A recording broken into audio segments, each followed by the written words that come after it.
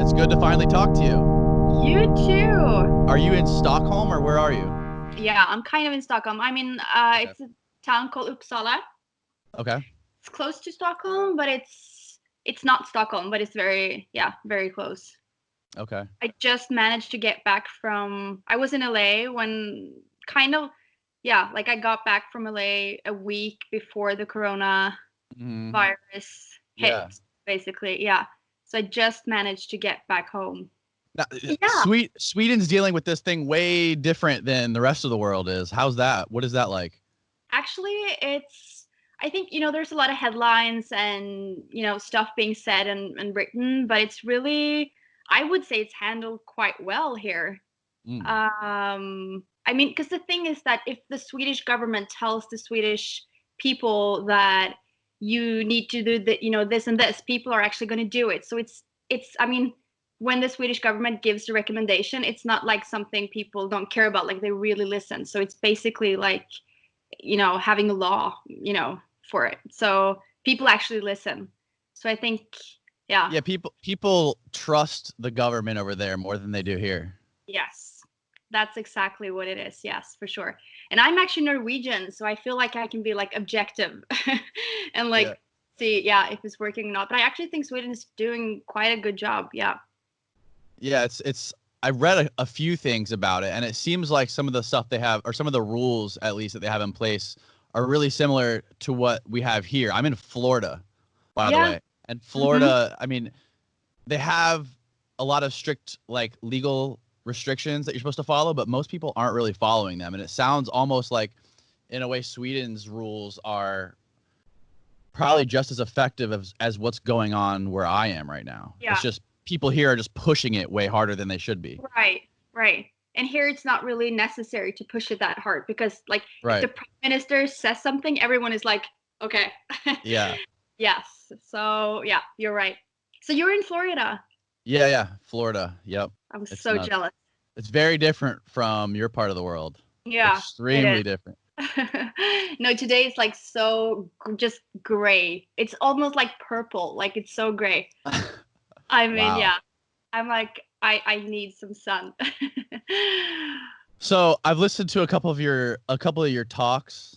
Your TED talk, by the way, I have to ask you how the hell you were able to explain the meaning of ass to mouth to an auditorium full of professional people like that. I would actually say that's like years of like experience. Okay. Have to give credit to the years of experience because I'm not bothered by it, Uh-huh. honestly. You know? Right. No, It's but just it it's takes like a lot. cool to me. But yeah, but I mean obviously like you need some poker face going on for sure. But it's like I don't know. I don't think like what's the big deal? Like we got to talk about it, you know? Yeah. Yeah. Yeah. You said that you've interviewed a lot of porn performers and people in the industry. Basically, the thought that I was trying to get across was that a lot of famous porn stars or widely known porn performers come from really challenging backgrounds and really rough childhoods. Like stripping or being a porn star can bring in a lot of money, and it seems like a really appetizing thing and a really obvious solution to get out of those terrible situations as a child because you can make a lot of money doing those things. Right. Yeah. Have you noticed anything like that? Have you noticed similar backgrounds to people you've talked to? Yeah, for sure. And I kind of like before I went in and started doing interviews with people in porn, I was kind of like thinking back to the people I met in classic prostitution. And still, like, even though like I've worked with this issue for years, I was still actually expecting a higher standard when it came to the people in porn, like in terms of their living conditions and in terms of the money they were making, and just like, yeah, I was just expecting more glam, I guess, more glam, more money, more Hollywood, more, red Hmm. carpets. But I would say, obviously, there are people making a lot of money in porn for sure, but the majority, they won't even last for a year, Right. like it's, So it will be like a quick in and out, and the money won't be that much really to the majority. And when it comes to the challenging backgrounds, I would say, yeah, I do agree to some extent that it is, unfortunately, that's like, because even I was like, oh, I want to be wrong, you know, I don't want to have this like, this is what I think I'm gonna meet, you know, and then everything is just gonna tick my boxes. So I was like, prove me wrong.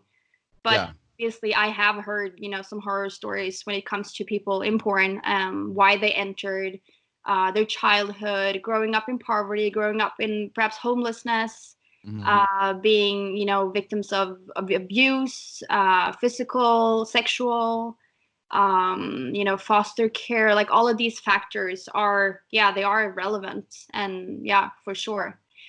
And I would also say like one of the perhaps like key factors when it comes to entering porn or prostitution or, you know, whatever, is the sexual abuse, like the trauma, the undealt with trauma. So that is a key factor to joining porn, I think. And the trauma. Sorry, The, do you hear my dog in the background? yeah, I hear him. I think it's Dude, hilarious. What kind of dog is it? it's a cavalier. We're gonna have to edit this so much. No, we'll leave it in. You should put him in You, the chair right behind you so we can see him. I actually gave him like, I gave him a talk. I was like, dude, buddy, please, please just be quiet. Woody? Yeah, but no, it seems like porn performers are treated like, at least by the agents or the producers in the industry, as just like sex objects with an expiration date, and the expiration date is really soon. Right. Right. I mean, yes, that's, I've heard producers say that actually, talking about it as to like bringing in fresh meat.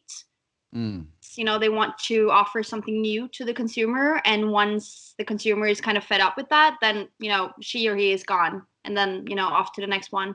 So Mm. yes, it seems to be, you know, quite a, you know, quick in and out for most people. Yeah.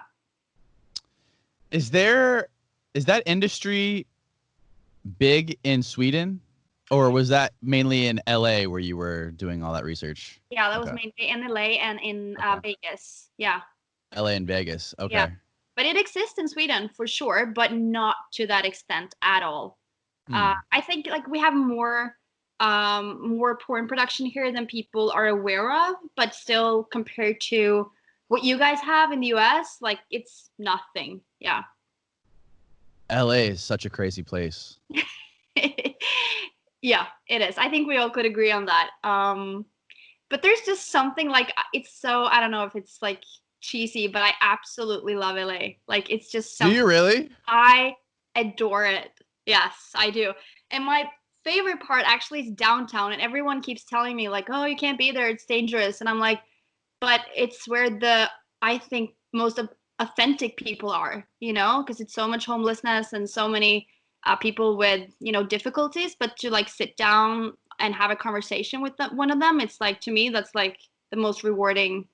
Yeah, my best memories from LA are from like conversations downtown. Really? Yes, for sure. Yes, The I would not homeless, enjoy that. the amount of homeless people there is Insane. absurd. It's absurd. It's Yeah, like nothing else. It's like yeah, nowhere else. nowhere else. Yeah, you're right. And to me, I get so like, I know it's a bit perhaps I don't know, naive you could call it, but to me, I'm like, how is this not fixable? You know? It's not like it's a million people in homelessness. Like it's still an amount of people that, you know, it should be possible to handle this, to offer housing and provide support.